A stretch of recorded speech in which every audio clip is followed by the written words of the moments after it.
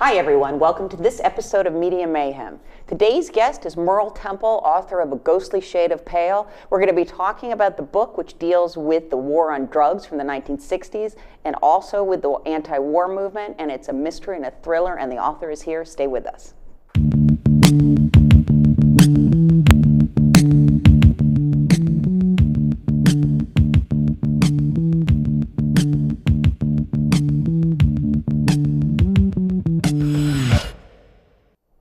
Hi everyone, welcome to the show. I am back from my vacation and ready to go. I want to welcome you all to meet my guest, Merle Temple. Welcome to Media Mayhem. Oh, thanks. Great to be here. So Merle, everybody, is the author of A Ghostly Shade of Pale, which, if you look at it at first glance, before you even start reading, really captures the South, the period in the 1960s when Merle first became an agent in the FBI's war on drugs. So let's just get started and talk about your book, which I think it's evocative of really some of the great Southern writers. So you should be really proud. I mean, it just gives you a taste and a feeling for where you are while we're going through this exciting mystery with Michael Parker, who is the protagonist in your book. Let me ask you, how did you end up getting into the FBI while everybody else was protesting the war? Because it's kind of that was my first thought at this time where, there was such a liberal bent. Well, right out of high school, I caught a train and went to Memphis, and I went to Washington in 1966 and worked as a fingerprint technician there for the FBI. Met J. Edgar Hoover, and decided I better come home and go to college after a while, and I did. And when I got out, President Nixon had just declared the first war on drugs, and I decided that must be the place for me. Well, I mean, first of all, I can't let that sentence go by with asking you, what was it like to meet Hoover? Well, it was interesting because I was 18 years old then, and very unsophisticated, to say the least. And at the church I attended on East Capitol Street just happened to be built on the place where he was born, and they had a huge stained glass window there that they dedicated to him, and he came with about 100 agents, it seemed, and so that's how I got to meet him, because there were people who had worked there for 25 years who had never met him, and so I met him and chatted with him, and he was quite pleasant. Was he like a politician, charming, or? Yes, very, very charming. Complimented all the people he had met in Mississippi. I mean, master politician. And was the FBI something that people growing up where you grew up were wanting to join? What was the stance? I mean, this book comes from a different place than we're kind of used to seeing in popular culture now, because most of America took a while to get to the point where they were against the war after watching it on their TV sets for so many years. And I'm wondering, for you, where you were, was this something that people were aspiring to, and did they feel that the war was just and had a great purpose? Well, about the FBI, of course, the FBI series was on then, and it was approved and endorsed by Hoover himself. Ephraim Zimbalist, played. I mean, everybody. I'll pretend like I don't remember. But yeah. Everybody loved it, never missed it, and that just fueled that desire, I think, that was in me since I was a kid, to be in law enforcement. And my grandmother was so worried when I went to Washington, because she watched the FBI every week, and she was certain that I was going to be killed. I kept telling her, no, I'm a fingerprint technician, in the early days. And she said no, but I think that was what it was, and it was a very conservative time, especially in the South, and it was a clear thing in that respect, about drawing a clear line between good and evil, and a much simpler time in many ways. Yeah, and I was also interested, there's a point in the book, because Michael Parker, the protagonist, goes undercover to fight in the drug war, and his superior ends up telling him that they're getting some information from the Ku Klux Klan. And the Michael Parker character is taken back a little bit, and there's a discussion about that as a source for you. But there's also an interesting, I mean, it kind of sort of struck me. I mean, were you, the partnership that was formed between the government and certain more unsavory aspects of society, how quickly did you learn that as a DEA agent, as somebody who's working in the war on drugs, you're going to have to associate with this unsavory element? And did you ever think that you'd be like working with the Klan against drugs? I mean, it was such, and apparently it's like a common thing that they thought the drug traffickers were communists. Well, it was kind of surreal, really, and for a very idealistic young guy right out of college, very idealistic, very naive. It was a shock, but then as you move through that world, you begin to see, if you're going to be effective, or you take your information, pretty much from where you get it, and you may take a step back and watch those people and what they're doing, but. You pick up a lot of good information that way, and in real life, when I met the informants from the Klan that we had, and that I was directed to meet by our chief of intelligence, it was quite a night, and they, in their own way, I think they viewed me as kind of like their son or grandson. They were pretty long in the tooth by that time, and more of a caricature, I think, of what they might have been in their younger years. Was that a part of growing up for you, having the Klan around, like in where you were going to school and at University of Mississippi? Was that part of your experience, or was this sort of because when you watch movies, I mean, they seem to be in full force because we've got civil rights movement going on. They're not like a caricature. They were actually rather active at that time. It wasn't as prevalent as perhaps the movies portrayed it to be. They were still on the fringe of society. Polite Southern people, good people, really didn't have any sympathy for them, really, because, by and large, many of them were some of the same people we probably wound up pursuing later in law enforcement, because they were involved in all kind of different things, many of them, not all of them. And so we didn't, you didn't see a guy with a hood on his head around every corner in those days, but they were there and you could hear about them. And the only encounter I had was at a basketball game one night. A friend who was with me began to tease one of the basketball players, and his girlfriend was there, who was a cheerleader, and she happened to be the daughter of the Grand Dragon. And she came up there and expressed her displeasure with us and pulled a knife and tried to gut my friend. And somebody jumped in and intervened. So that was really, I guess, my only real brush with the Klan. Were there a lot of women involved usually? Not so much, but just as probably family members. Well, let's talk about the correlation. There's an interesting thing, an interesting moment in the book where you were going into an anti-war demonstration, and you're dressed, or Michael Parker, I should say, and I know from other information that you did, like, go undercover as well, and this is a reflection of some of those stories. But Michael Parker goes into an anti-war demonstration, and he has some sort of, this is what you write, I'll just do it this way. A mutant virus was taking hold across America, he thought. Here was the germination of an alternative to an establishment that surely needed change, but not this revolution that would leave so many innocents in its wake. They were unleashing a plague upon the land. Almost most of these lost lambs in their summer of love didn't have a clue. Is that a retrospective for how you were feeling, when you look back on the time, or at the moment, is that how you were feeling when you were involved in anti-war demonstrations looking for drug trafficking? Oh yeah, it was. I felt that way at the time. Of course, I probably honed and thought a lot more about it through the years, but it was just tragic to me. Because on one hand, I could see, protest is a protected and cherished thing in America. But on the other hand, I saw them tagging a lot of things onto it that were unnecessary and very harmful to them. And I just saw so many people who OD'd, and it was all part and parcel then, using drugs and the protests against mother and daddy's values and that kind of thing. And it just didn't turn out quite like many of them thought it would be. There were real consequences to ingesting chemicals that are very harmful to you.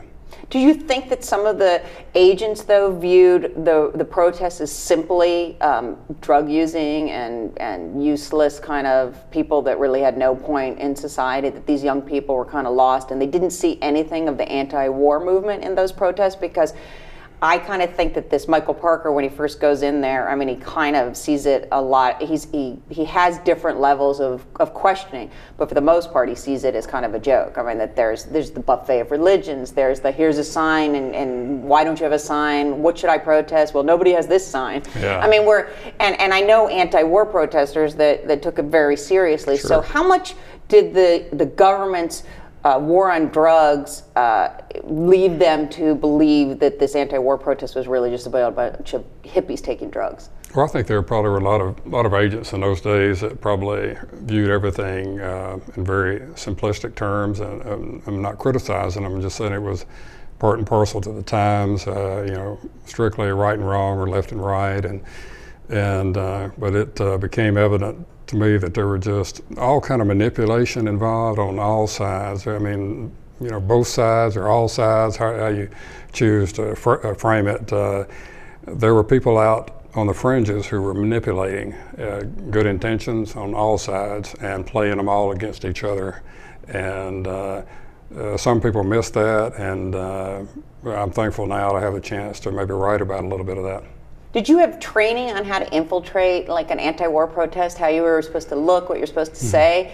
I mean, because you're coming from this kind of clean-cut world of, I guess, church and pro-war, and I mean, how do you make that transition, or how did you make that transition? Well, we did go undercover. Well, we did have some training, but in the early days, there weren't very many of us, and we were working solo undercover, and they ramped up in a hurry, and so in the very early days, they just pretty much put us out there on our own and with very little instruction, maybe a hurry-up type thing.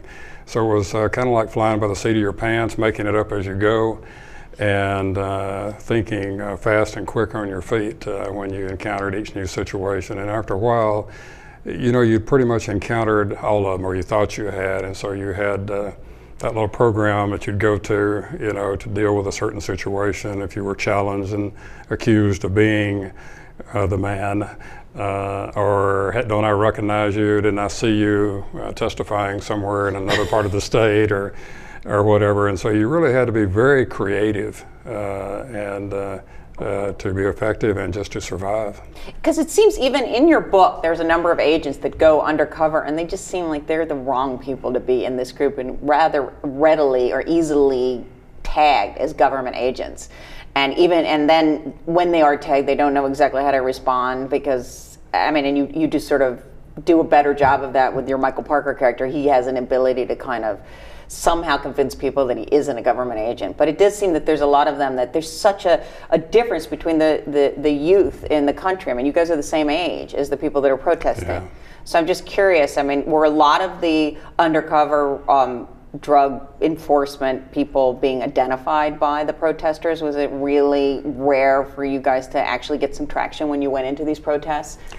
Yeah, some of them were identified, but what was really tragic was that so many of the guys came out of the background that you described, and they'd lost their moral center, because all of a sudden they had this buffet of pleasures laid out before them that had always been forbidden by their upbringing, and some of them succumbed to it. They lost their ways. Occasionally there might be one or two who might start to not only using, but perhaps even dealing themselves, and it was just a very complex situation to be in, and as hard as I tried, I don't know sure if I can ever fully capture how complex that it was, and all of the walking wounded that I saw, and now at my book signings, I've been reunited with a lot of these agents, and some of them have been through terrible times, been turned to the bottle or other things, and we talked about how we made it and we survived, and some of them have done very well. I don't mean to say that they all did,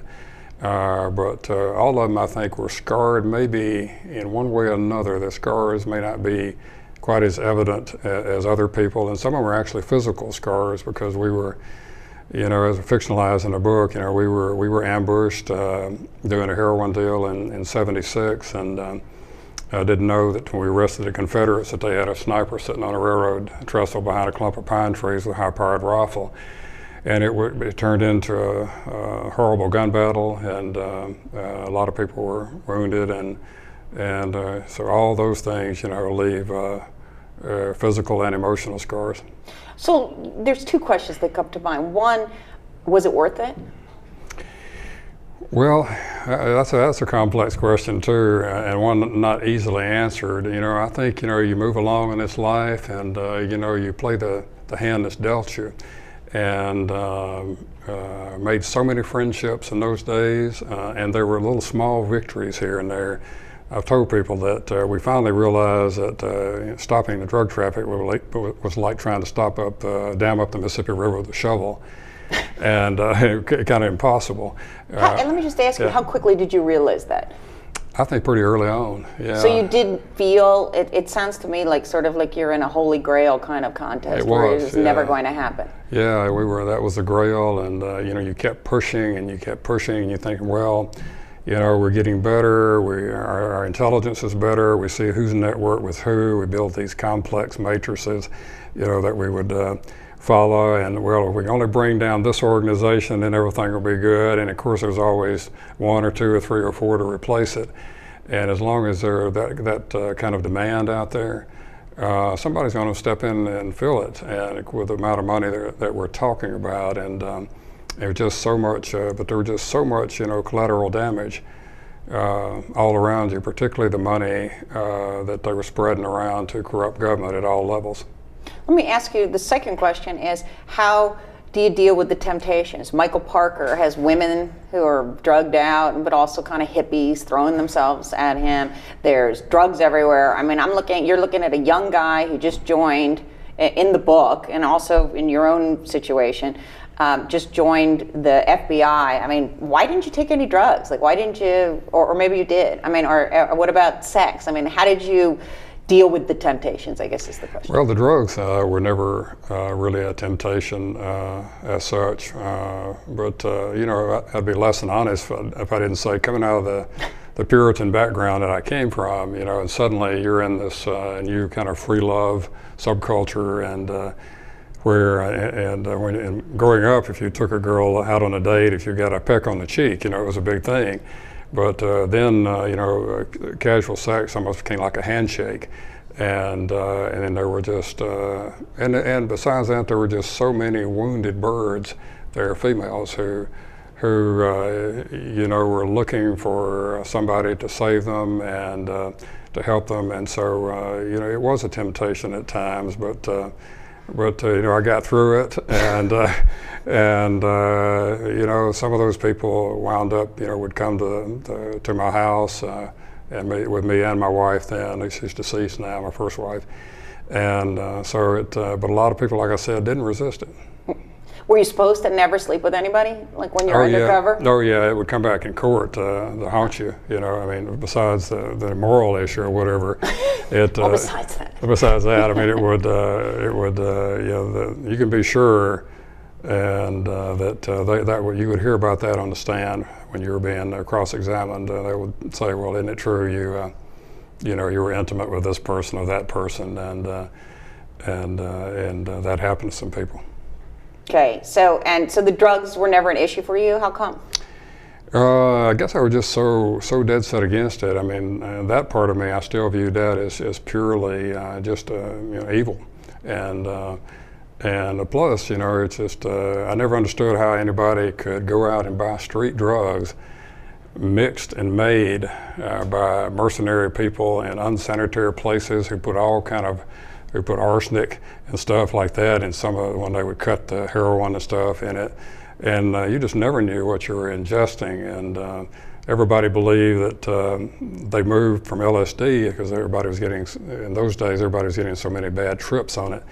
And they started looking for mescaline, the organic drug. It would give you the same effects.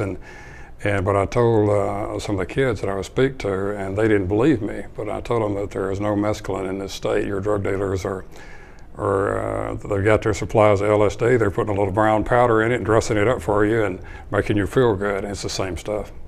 So if So when you're looking at the different drugs and you're looking at these different temptations, I guess the question that, I mean, what I wonder about is the anti-drug stance that you came to take, I mean, that you took, and the reason that you're joining up, you said it's evil. Did you feel the same way about the government participation in bringing drugs in? There's a really amazing part of this book that really surprised me, where you mentioned that the CIA was also bringing in different kinds of drugs while you're busy trying to stop it. So you have one part of the government with this war on drugs and another part of the government bringing the drugs in that you're trying to stop. Did you think to yourself, I mean, this is like what the heck am I doing here? Oh, all the time, and more as time went by. Very conflicted. I was personally, just like Michael is in the book, because you begin to see that it's not just a nice, neat little world like you maybe had hoped it would be. And the training we had at the university level, was good, but it just did not prepare us for the real world that we went into. And even though they called us the new centurions in those days, because we were the first big wave of college-educated guys to go into law enforcement. And but weren't you angry about it? I mean, didn't you feel like that you'd been misled, and wasn't there some disenchantment with the entire organization when you find out that a part of the government is undermining something where you guys are risking your lives to try to stop? Oh, sure, yeah. And I think it probably comes out in the book too, that Michael is very disillusioned, and he holds on to what he thinks is good inside himself, but he becomes and sometimes not a popular character even amongst some of his peers, because he's always questioning, always seeking, and he doesn't accept the so-called greater good argument that this is just the way it is, and we go along with it, and what can we do? And he's probably a little tortured about that, like I was, but he holds true to that. And we did see. We saw the intelligence agencies were running guns into Central America in those days, for whichever side we were supporting at the time. Who knows? And then they didn't come back empty. They came back loaded to the gills, with drugs of all sorts. And the only question was, if it was sanctioned or unsanctioned. And of course, some of us believed it was sanctioned. And so it was very disillusioning to see that, and the corruption. It's like Kafkaesque. You're sitting here like risking your life, and you see this in the book. I mean, every situation, every page, there's another moment where you could get your head blown off. Yeah. And meanwhile, Michael Parker is doing this, and he's aware that it's the same government that's paying his check and giving all this rhetoric that's anti-drugs is bringing in drugs and whatever, funding this pestilence that you're trying to stop. So it seems that it would make a person sort of question everything about their world. Yeah, it really did. And I think that a lot of guys got to that point, and they just threw up their hands and said, well, me too, me too. And they started doing very self-destructive things, because I think some of that did weigh on them. And you said that a lot of people that were doing this job ended up, what did you say, on the wrong, with the bottle? Or, I mean, you said it in a more eloquent way. Well, I said I'd met some who Yes. did turn to the bottle. They turned to this or that, to try to, assuage their pain, I think. And so, was there a point while you were doing this job that you said to yourself, I don't really know how much longer I can do it? Oh, sure, yeah. At that point, I think I was getting there, and then when we confronted the governor that wanted to clip our wings because we'd been enforcing the law equally and fairly, and they began to try to infiltrate our agency with people. Like, we were named the best state drug agency in the country, by the federal government. And so a lot of people didn't like that, and didn't think that was the thing to cheer about, having anything that was number one, and hiring only on merit and not political patronage and things like our nepotism. And so they began to come after us, and then, as fate would have it, I was deemed the internal affairs special investigator to investigate it all, and it embarrassed a lot of people. And we won that battle, but then they came after me, so that showed me that staying was just finally untenable. And there's also in the book a journey towards a religious journey that's in the book, and there's also all these different images of darkness and light, and religion plays. Could you talk a little bit about what kind of a role religion plays in the book, the way you saw it? Well, I think Michael is searching for God. He's sometimes like the old country song. He's looking for love in all the wrong places. And well, he's not doing much in terms of love. I mean, like, he could have had a lot of loving that he turned down. Yeah, and but so he's constantly searching. He's raised in the church, but probably a nominal Christian, and probably thinking he needs to be as good as he can be, which was a futile journey that he was on, trying to be just depend on his own wares to reach that state, and always seeking some simplicity on the far side of complexity, and so he's constantly seeking, and the thread goes on through the sequels that will be coming out. So you also took. I'm curious. When you were thinking about, this is a very, I mean, it has a lot of violence in the book, and the violence is particularly real. When you write about the scene where, and I don't want to ruin the book, but I wondered, when you write about the scene where he's in danger and there is some shooting going on and people get killed, did you purposely, obviously, made the choice to be very realistic about the violence? Are there parts of the book where you don't do that, where you tried to tamp it down? I mean, were you concerned about the level of violence that goes in the book, and also that went with this kind of a life for the reader to be experiencing? Because it's a very violent book, even though there's the Christian, a very strong Christian theme running through it. This character does a lot of killing. Well, it's a difficult book to categorize. It has so many diverse threads in it. And I don't mind writing about anything as long as it's real, it's relevant, and it's not just gratuitous and manufactured to sell books. And that's what we try to do in this book, and I think that's why people respond to it the way they do, because it's not maybe what they've been used to, a whodunit, shoot 'em up, dumbed down for quick read. It's written as literature, as Jim Clemente says, for Criminal Minds, who I always quote. And no, well, what I'm saying here is that it's very violent at times, and I wondered if you ever thought that maybe I'm a little bit too realistic here, because I mean, you actually have the hero of the book vomiting after he kills two people, and he's traumatized even beyond that after the experience. And I don't think you usually see that with a protagonist in a kind of thriller, manhunt kind of book.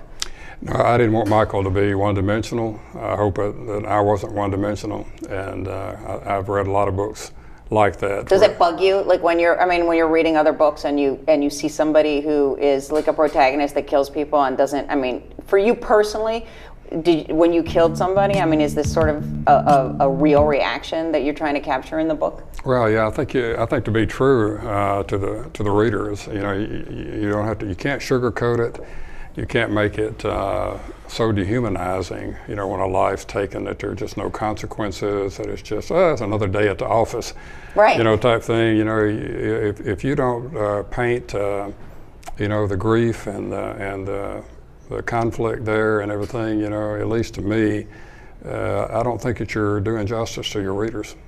Is there some way that you, as a Christian, reconciled the killing and taking of another life with your faith?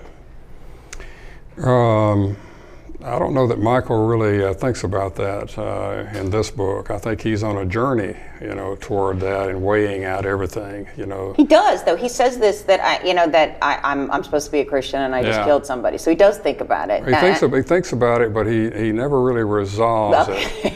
He's always seeking and leaning to an understanding in this book, and but he's always a character, in conflict, and like I say, it's just not a nice, neat, predictable little book. And I was asked recently, well, tell us, what book out there you'd compare this to in an interview, and I said, well, I don't mean to be arrogant. I said, but I don't know of any, because I said it is quite different. and so. Well, why is that? What is it about it that's so different than any other book? Is it that conundrum of him? I mean, because the quandary that he has, the journey that he's on. What is it about your book that you think is so different than anything else that's out there? Well, I think Michael's a real flawed character, you know, and as a Southern Gothic writer, you know, Southern Gothic writers deal with their own imperfections and their own failures, and I think Michael is always. He's not the perfect guy, and I think people who read it say, I'm not the perfect man or woman either, and I didn't know. They follow Michael, and they round the bend in some of these books, and they find they bump into themselves, and they say, I didn't know anybody ever felt that way but me. And so that's what I wanted, a book that would endure, and not just be a one-night read and thrown over in the trash can and say, oh, okay, well, I've read that, I've seen that plot 1,000 times before, and there was nothing new in there, and the writer didn't challenge me, he didn't make me think, he didn't arouse all these moments where I go back and read it again to say, oh my gosh, you know, I get it now. And so that's why I wrote it as literature, you know, for something that would be hopefully enduring.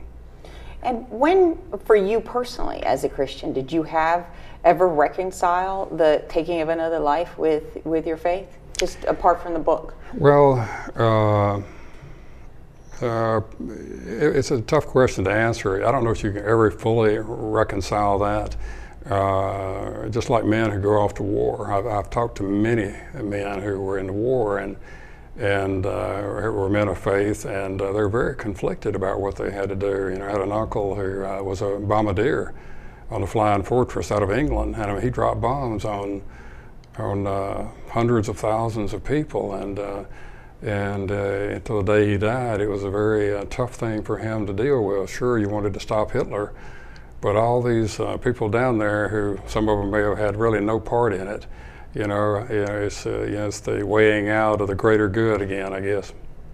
Yeah, and I don't think, I mean, if I read into how you feel about things, it seems like that doesn't really fly for you. The greater good concept, that it didn't work for you to help you bring yourself some peace. That doesn't seem to work, at least for this character. No. There's no peace. No, I don't for think. him. No, I don't think so. Oh, okay. Well, and let me ask you, in terms of the war on drugs, when you look back on it from the perspective of age, and you look at what Nixon was doing, do you feel an anger about the friends that were lost, or what are your feelings when you look back on the war on drugs and the amount of money that was put into it and the amount of lives that were sacrificed and, as you said, the collateral damage? How do you look at this? Was there ever, do you think, a pure reason for having this war, or do you look at it now as purely political? Well, I think it's hard to say, to mention something really is not political in this world, but I look back at it and I see that we spent over $1 trillion, and where are we now? And I see the prisons are jammed with people serving long draconian sentences who really have done, in a great scheme of things, did very small crimes. And so you kept seeing that tendency to lock people up for longer and longer. You saw the breakup of families. You saw the tremendous amount of money spent. And I try to honor all of my friends who went through this with me, good people who were trying to do the right thing. But you look back and you see particularly the broken lives that might have been directly as a result of the whole enforcement effort. And then you see the corruption, like I said, at government of all levels, from a tremendous amount of drug money coming in. And so, you do have to ask yourself, weigh it out and everything. And I think probably it would have been better if we focused maybe a bit more on demand than enforcement. And I look at some of the countries who made moves away from this, and I don't see the appreciable rise in drug abuse as some people said there would be. And so I think that we have to weigh all of that, and plus the encroachment on liberty it concerns me greatly, because I see everywhere now, not just in this, but everywhere, I see the constant thing saying, give us a little bit of liberty here, a little bit of your liberty there, and we'll protect you and make you safe. Until one day you wake up and you have no liberty left. And that as a person who loves history, understands history, loves the Constitution, the Bill of Rights, that really concerns me. In any war that you decide to wage, what is the cost?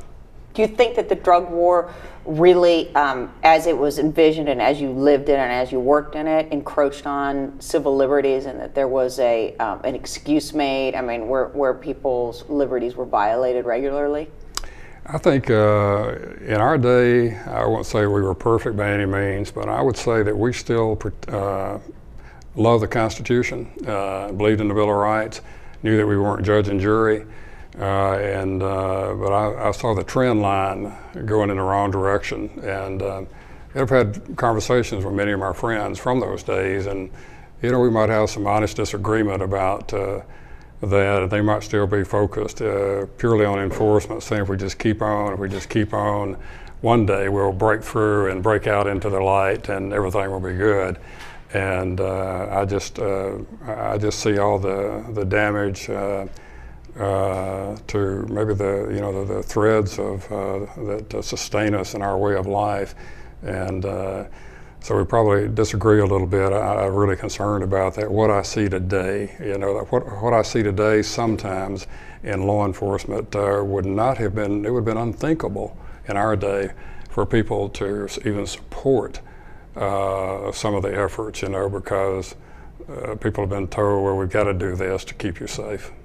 Yeah, it really, the climate of fear has, I believe, been used very well by law enforcement to try to get to their, and I see regular violations, of different Bill of Rights. Well, all governments throughout history love to create straw men to frighten you into giving up your liberty. That's just a thread throughout history, and you just have to be cognizant of it.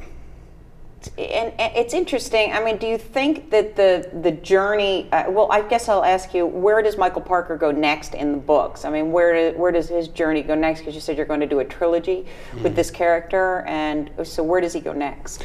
Without, emotionally, spiritually. Oh, sure. Well, Michael. Without giving up what's happening to him next. Well, the book 2, called A Rented World, which I've written 5 chapters on, is bursting to get out of me. But I have to promote this book. I tell people who read Ghostly, they're demanding the sequel, and I said, well, I have to market this book, and no one will know about the sequel. But Michael will go into the corporate world and the political world, and he will find that as bad as these characters were in the drug underworld, the netherworld, they're nothing as compared to the danger dealing with political criminals.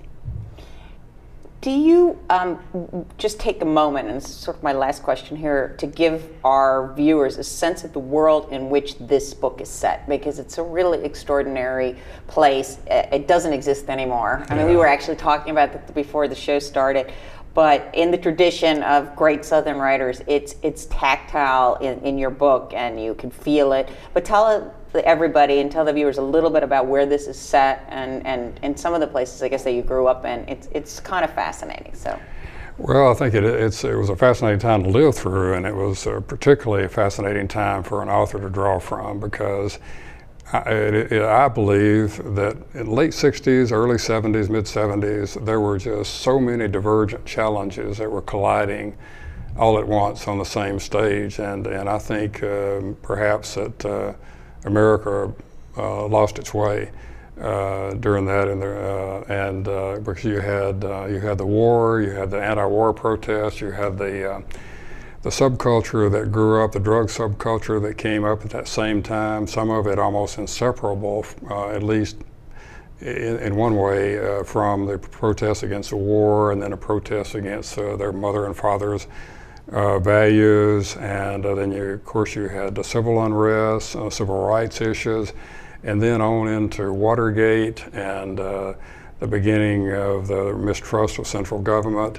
assassinations of political leaders, were all around. The Klan was still going. It's just, I could go on and on and on. It was just, I believe, one of those turning points for the country. And I think this character is a real product of that time. I think so. I mean, he really is. And he goes through, and you could correct me if I'm wrong, but it seems like he goes through this incredible period of disillusionment and goes, he's just as idealistic as the people that are protesting the war, but he comes from a totally different place. That's right. And it's really, I mean, it's quite intriguing, and he is not a character that we've seen that often. I mean, it's not because he is such a questioning character. He's not a character that's been programmed totally to live this certain life in law enforcement. So there's something that must have happened there with your grandma, yeah, where he got, where you, I guess, but he also has the same grandma. Got programmed, didn't get completely programmed because he questions a lot of the values and the things he was supposed to do in his life. And I thought it's really quite interesting, and I want to encourage my viewers to read it because it is not what you're going to think it is when you first start. There's a lot of layers to this book.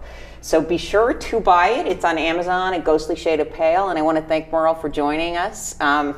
It's a fascinating book. It was a fascinating discussion. I haven't even gone through all the different attempts on your life, and then there was a lot of interesting things there, but I think because some of it overlaps with the book, I didn't want to get too into it. So thank you all for watching, and we'll see you next time on Media Mayhem.